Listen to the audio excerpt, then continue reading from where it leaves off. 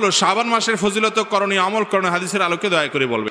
শাবান মাস সম্পর্কে আমাদের অনেক মানুষই জানেন না যে শাবান মাসটা এমন একটা মাস যেই মাসে বান্দার আমল আল্লাহর কাছে সারা বছরের আমলের হিসাব দেওয়া হয়, জমা দেওয়া হয়। নবী করিম সাল্লাল্লাহু আলাইহি সাল্লাম শাবান মাসে সবচেয়ে বেশি নফল রোজা রাখতেন। রমজানের পরে বছরের 2 মাসে বেশি নফল রোজা রাখতে হয়, একটা হলো মুহররম, আরেকটা হলো শাবান। নবী করিম সাল্লাল্লাহু আলাইহি সাল্লাম সম্পর্কে আমাদের আয়েশা রাদিয়াল্লাহু আনহা, উসামা ইবনে যায়েদ রাদিয়াল্লাহু তাআলা আনহু আর বিভিন্ন হাদিস সাহাবীরা বর্ণনা করেছেন যে তিনি শাবানে যত রোজা রাখতেন রমজানের পরে অন্য কোনো মাসে এত রোজা রাখতেন না।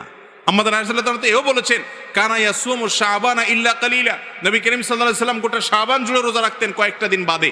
শেষের দিকে রোজা রাখতেন না, শাবানের শুরুর দিকে বেশি বেশি রোজা রাখতেন।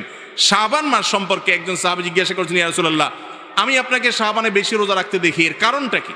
তিনি দুটি কারণ বলেছেন। 1 নম্বর কারণ হলো তিনি বলেছেন এই মাসে বান্দার আমল আল্লাহর সামনে পেশ করা হয়, ফেরেশতারা হিসাব জমা দেয়, সারা বছরের রিপোর্ট জমা দেয়। তো আমি চাই আমার রিপোর্ট যখন জমা দেওয়া হবে ওই টাইমটাতে আমি একটু আমলে থাকি, রোজার মধ্যে থাকি, যাতে করে আমার আমল নামা জমা দেওয়ার সময় আমাকে আল্লাহ ইবাদত অবস্থায় দেখেন।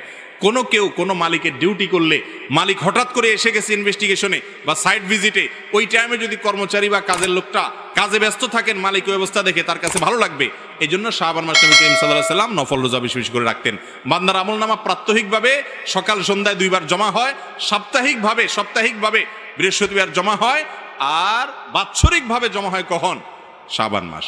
আর দ্বিতীয় কারণ হলো শাবান মাসে নবী করিম সাল্লাল্লাহু আলাইহি সাল্লাম বেশি বেশি রোজা রাখতেন। এর কারণ হলো এই মাসে মানুষ গাফেল থাকে, ওই যে রমজানের ব্যস্ততা, যে রমজান আসলে তো ইবাদত করবই, এই জন্য আগে থেকে আর করে না। রজব মাস সম্মানিত মাস, রমজান মাস শ্রেষ্ঠ মাস, মাঝখান দিয়ে এই মাসটা গাফেল থাকে। তো নবী করিম সাল্লাল্লাহু আলাইহি ওয়াসাল্লাম এই মাসে বেশি বেশি নফল রোজা রাখতেন।